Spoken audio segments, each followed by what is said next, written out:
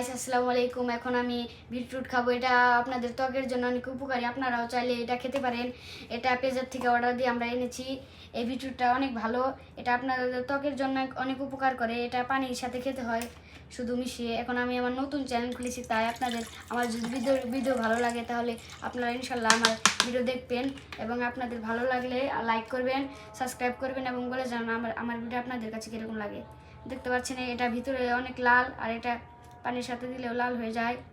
দেখতে পাচ্ছেন এগুলো এখন আমি এবার গুলবো।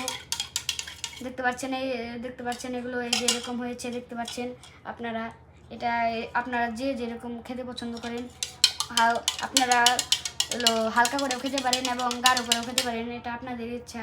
আমি হালকা করেই খাই। দেখতে পাচ্ছেন এগুলো আর কিছুই লাগে না। এগুলো শুধু পানিতে খেলেই হয়। এগুলো আপনাদের যদি ভালো লাগে তাহলে আপনারা ইনশাল্লাহ এগুলো খাবেন এবং এগুলো অনেক ত্বকের জন্য অনেক উপকারী। আপনাদের ভালো লাগলে ইনশাল্লাহ খাবেন।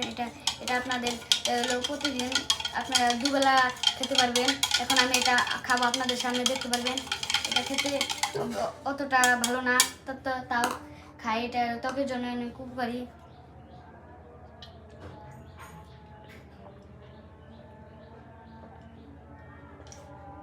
এটা খেতে অনেক দুর্গন্ধ, কিন্তু এটা খাওয়া উপকার।